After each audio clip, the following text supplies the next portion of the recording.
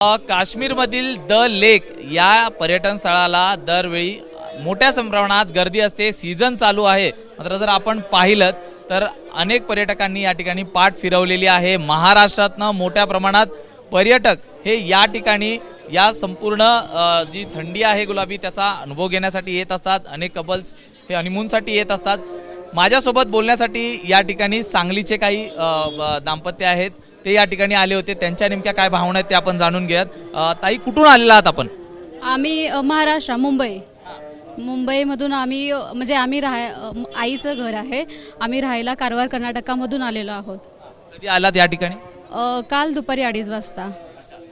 त्यानंतर पुढे ज्यावेळी तुम्हाला कळलं की पहिला मेथे दहशतवादी हल्ला झालाय, काय नेमकी आपली मनात भावना होती? खरं तर खूप भीती वाटलेली, सगळी घरची घाबरलेली। रिटर्न या सतत कॉल चालू होते, पण आमची टीम आहे भरपूर सोबत, सगळ्यांचा सपोर्ट आहे, त्यामुळे आम्ही जातोय पुढे। आता बघू पुढे काय होतंय ते। म्हणजे काल भीती जास्त वाटलेली आम्हाला, आता काय एवढी ही अशी नाही। आता आमची ग्रुप आहे म्हणते काय सेफ आहे आम्ही। ती असं प्लेस पण कॅन्सल झालेलं आहे आमचं, पुढं काय असेल ते बघायचं आता। म्हणजे आणखी पुढे तुम्ही टूर कंटिन्यू करणार आहात की अनेक जे पर्यटक होते कंटिन्यू सेफ असेल तिथं आम्ही कंटिन्यू करणार आहे, बाकीच्या नाही तर जाणार नाही, आम्ही रिटर्न जाणार मग। आपल्यासोबत अनेक पर्यटक देखील होते, त्यांनी काही जणांनी आपले बुकिंग कॅन्सल केल्याचं देखील कळालं।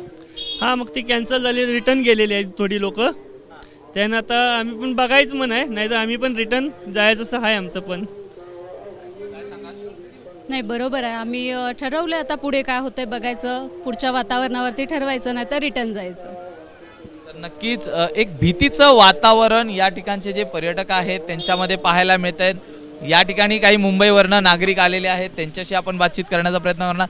दादा, फक्त एक विचारायचं आहे, काल तुम्ही आलेला आहात आणि कालच दहशतवादी हल्ला घडला या ठिकाणी, काय थोडीशी भीती वाटते इकडे? नाही, नक्कीच थोडी भीती वाटते, पण फॉर्च्युनेटली आम्ही ग्रुप टूरमध्ये असल्यामुळे सध्या तरी इकडे सिच्युएशन ओके आहे।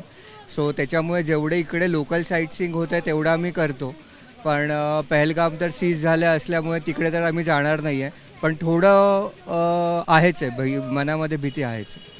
आणि दुसरीकडे दरवेळी आपण ज्यावेळी द लेकला येतो त्यावेळी मोठ्या प्रमाणात गर्दी असते। आज कुठेतरी या ठिकाणी पर्यटकांनी पाठ फिरवल्याचं प्रामुख्याने पाहायला मिळतंय। महाराष्ट्रातनं मोठ्या प्रमाणात नागरिक या ठिकाणी येत असतात। खरं आहे, ते आहेच आहे। ग्रुप कॅन्सल्स होतात आहे, ग्रुप टूर्स पण काही कॅन्सल झाले आहेत, पण सध्या तरी आम्ही कंटिन्यू करणार आहे विथ अवर टूर, तर त्याचं आहे। नक्कीच आपण पाहतोय की भीतीचं वातावरण मनामध्ये आहे, ज्यामुळे ज्या ठिकाणी शक्य आहे जाता त्या ठिकाणी आम्ही जाणार आहोत। मतलब पहलगाम ज्या ठिकाणी हा हल्ला घडलेला आहे तिथला जो स्पॉट आहे हा रद्द करण्यात आलेला आहे। अनेक कपल्स हे परत फिरलेले आहेत, अनेक काही या ठिकाणी पर्यटक येत आहेत। आपण पाहतोय तर या बोटी या पर्यटकांनी पाठ फिरवल्यामुळे या ठिकाणी उभ्या ठेवण्यात आलेल्या आहेत। यामुळे असोसिएशनकडनं देखील आज संपूर्णतः बंद ठेवण्याचा निर्णय घेण्यात आलेला आहे। त्यामुळे कालचा जो दहशतवादी हल्ला होता यामुळे काश्मीरच नाही तर या ठिकाणी आलेल्या पर्यटक यांच्या मनामध्ये देखील भीती आहे आणि त्याचा परिणाम हा या ठिकाणी प्रामुख्याने पाहायला मिळतो। इथली जी अर्थव्यवस्था आहे ही अर्थव्यवस्था प्रामुख्याने पर्यटनावरती अवलंबून आहे आणि त्यामुळेच इथले जे व्यावसायिक आहेत, हॉटेल चालक आहेत, मालक आहेत, त्यांचं जवळपास 90% नुकसान हे या एकूणच घटनेमुळे झालेलं असल्याचं देखील त्यांनी सांगितलेलं आहे। त्यामुळे द लेक जे इतर वेळी गजबजलेलं असतं पर्यटकांमुळे, ते या ठिकाणी कुठेतरी आता सुनं पाहायला मिळत आहेत। बोटी रिकाम्या आहेत आणि कुठेतरी पर्यटकांनी या ठिकाणावरती ज्या ठिकाणी आवर्जून यायला लोक येत असतात त्या ठिकाणी आता पर्यटकांनीच पाठ फिरवल्याचं पाहायला मिळत आहे। व्हिडिओ जर्नलिस्ट अरविंद संगारेसह मी सूरज सावंत, एबीपी माझा, श्रीनगर। एबीपी माझा, उघडा डोळे बघा नीट।